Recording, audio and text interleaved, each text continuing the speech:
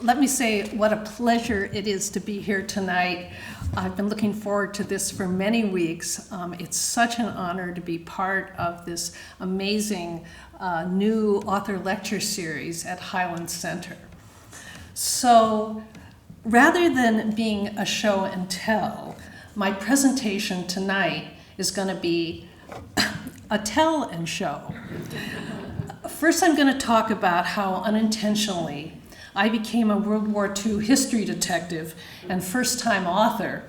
And secondly, I'm going to talk about the book's unexpected impact since its publication in 2004, including the production of a 30-minute documentary that has just been released, which I'm going to show you.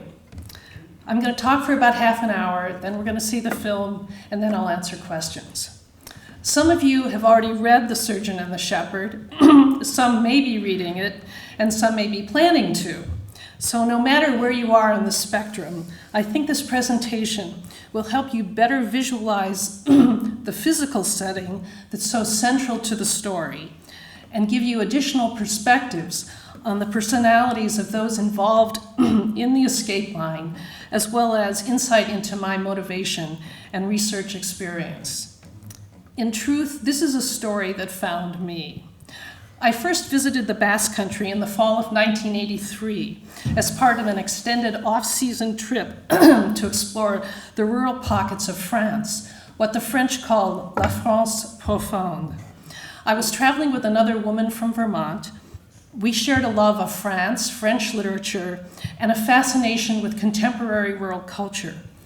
The geography and culture of this western part of the Western Pyrenees were virtually foreign to us.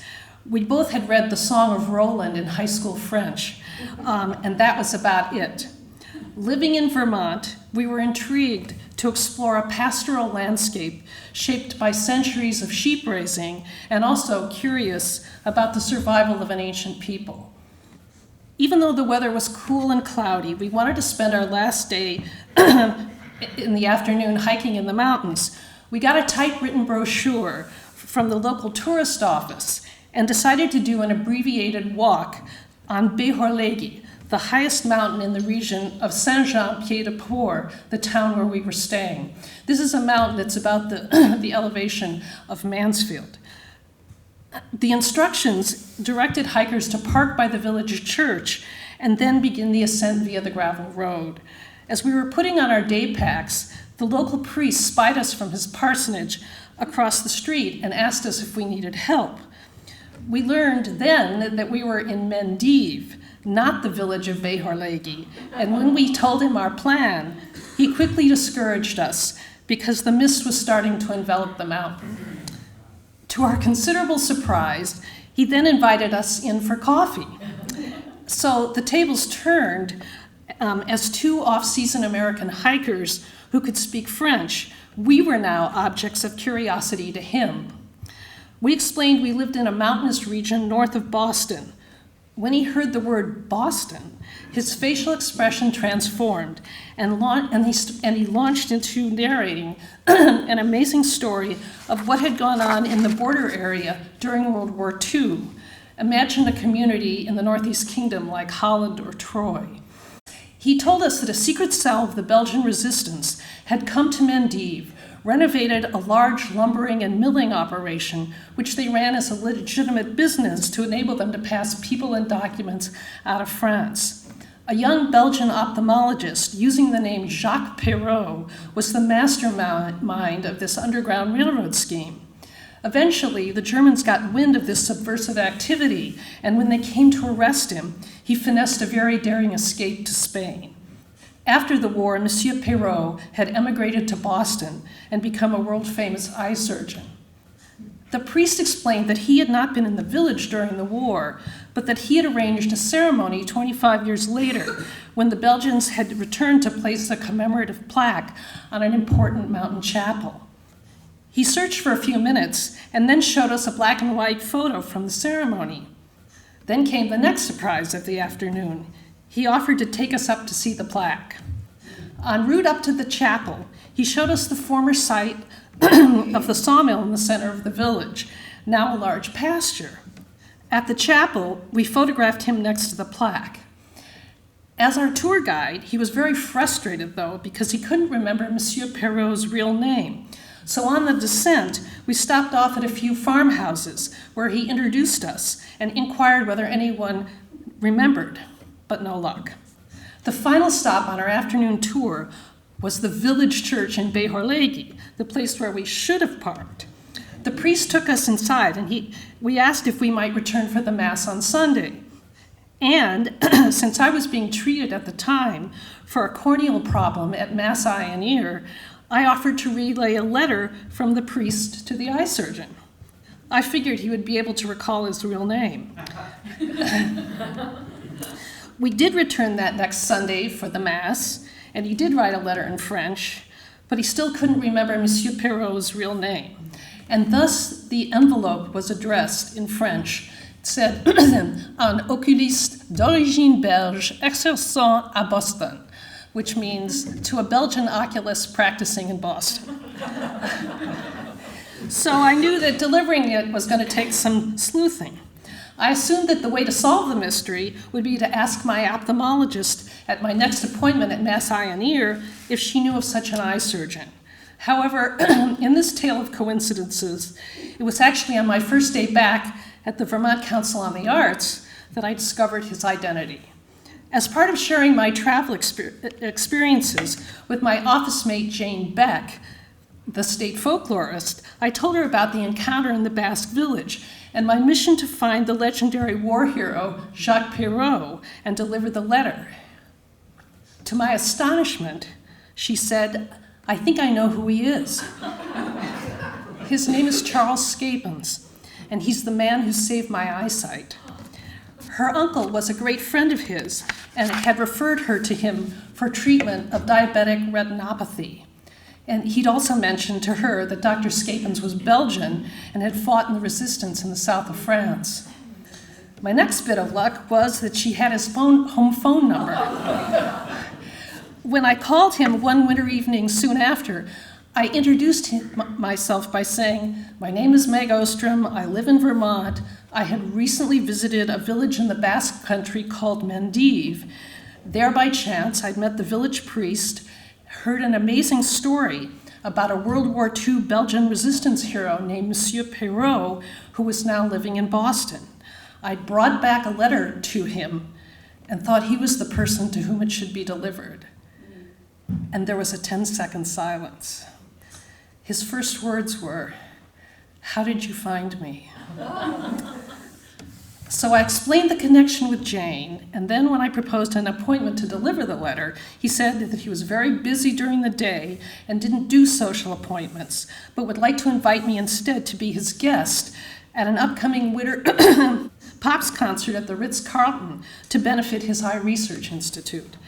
I accepted, but wanted to know how we would recognize each other, and his response was a preview of his unassuming character. He described himself as a man of medium height with a high forehead and thinning hair. So I said I had black curly hair.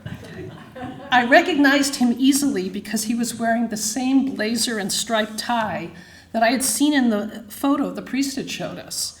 He greeted me very cordially and took me into the ballroom, where he sat me next to his wife at the head table. Both Dr. and Mrs. Schepens stood out because of their understated attire in a sea of very glamorously dressed patrons.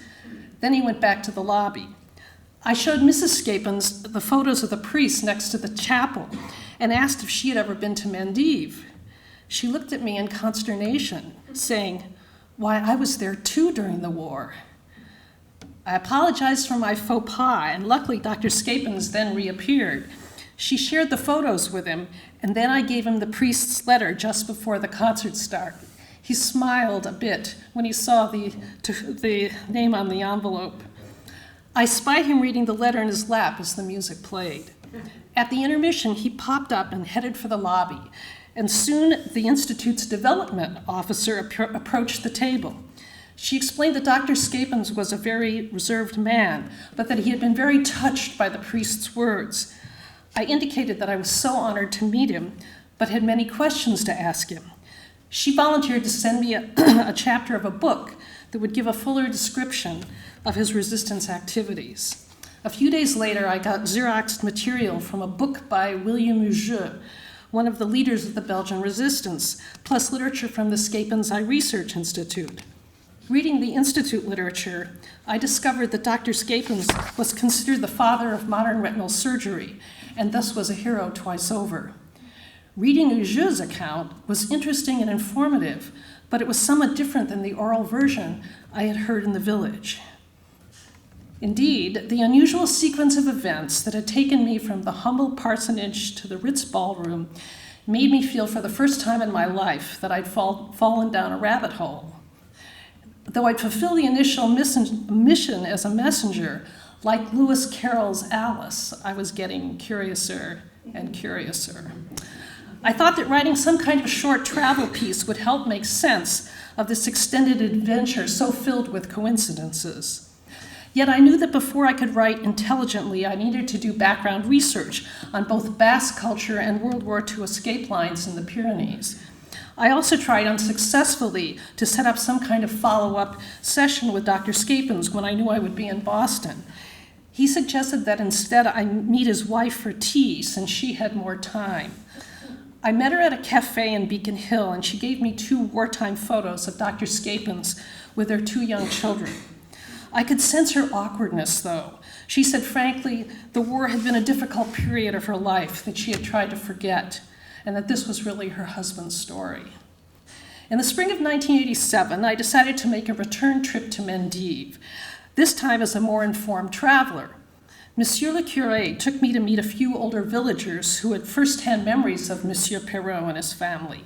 I learned more about daily life during the war, the history of the sawmill before, during, and after the war, and the relationship between Monsieur Perot, the locals, and the Germans.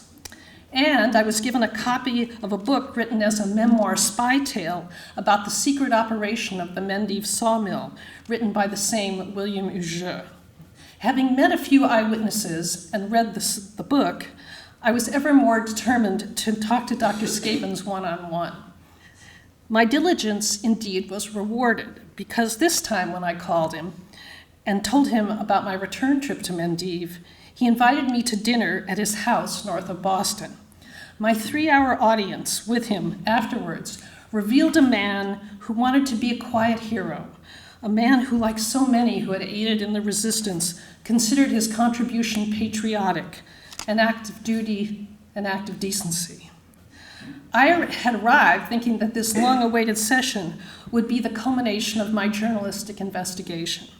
But when I finally heard his narrative, compared to the other written or oral accounts, I had the revelation that rather than writing an accidental traveler's tale about my experiences, I should instead devote my efforts to fully documenting an important but obscure story of citizen resistance and heroism that had only been told in a fragmentary way and never from the perspective of the protagonist.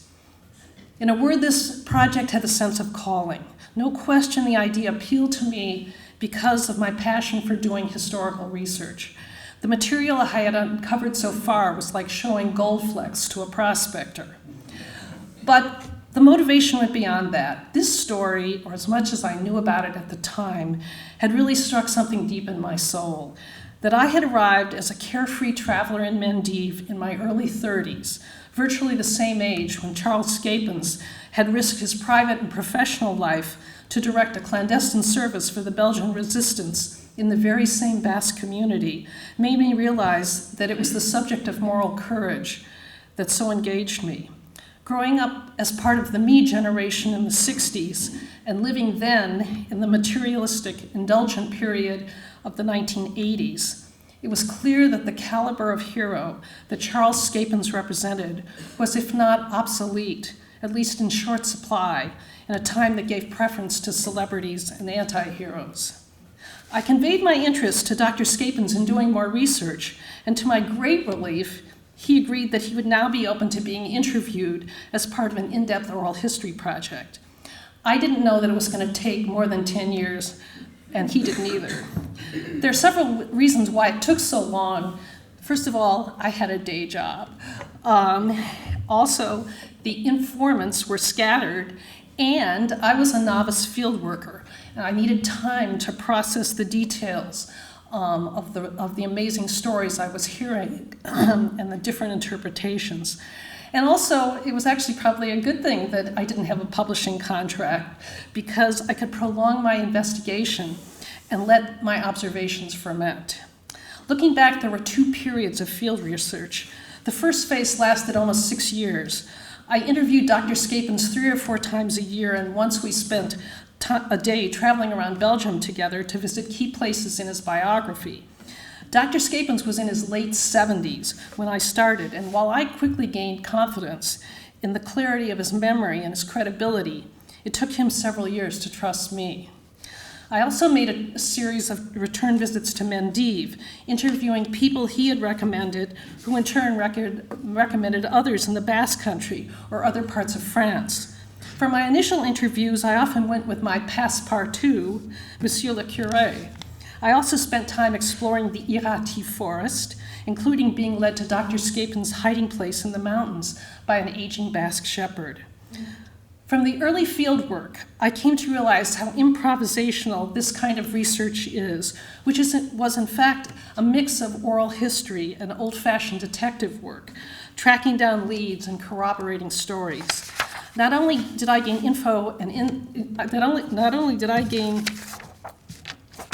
information and insights about the personalities involved in the story, but I also began to unravel the legend making that had occurred during the war. It was clear that people in the area revered Monsieur Perot for outfoxing the Germans, but for Dr. Schepens, the true hero was Jean Sérochard, the eccentric Basque shepherd who had been the passeur for the escape line. So after my novice phase of fieldwork, the second 5 years I became a more informed interviewer, paying equal attention to the story, how it was being told, and how people had learned the information. The pieces of the puzzle gradually fell into place through the 1990s, but there was still one missing element if I was going to fully portray the constellation of people involved in this bold and dangerous scheme. I needed to hear Mrs. Schepens' narrative. She often sat in on the interviews I did with her husband and occasionally would volunteer interesting details, so I knew she had not totally forgotten. The breakthrough was talking to her about the portraits she had painted during the war, because I had heard about her artistic activity, and I'd seen a few examples during my interviews in the farmhouses of Mendive. She showed me an album of portraits done throughout the war, which enabled me to probe her emotional trials in Belgium, France, and England. I wrote the manuscript in 1998, over 20 years ago. In chronicling the story, I decided that I would only use quotes from the conversations I had heard, not invent dialogue. The biggest challenge of the writing process was ensuring that the character of Jean Sérochard would not come off as two-dimensional compared to the complexity of Dr. Schepens. I originally titled the book Patriot Charade, but because of the negative spin of the word patriot engendered by the Iraq War, the publisher suggested that I change it, and so it became The Surgeon and the Shepherd. So now that I've outlined how the book came to be, I'd like to switch gears and talk about its impact. As the author of work of creative nonfiction, one hopes that the book will attract an audience and find it a rewarding read. But there's also the ambition that it will educate, change perspectives, and even inspire new action.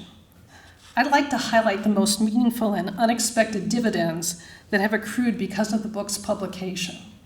First, in March 2006, Dr. Schepens received the Légion d'honneur medal at a ceremony in Boston. It was 60 years after his heroic World War II service and a week before he died. It was the only time I saw him cry.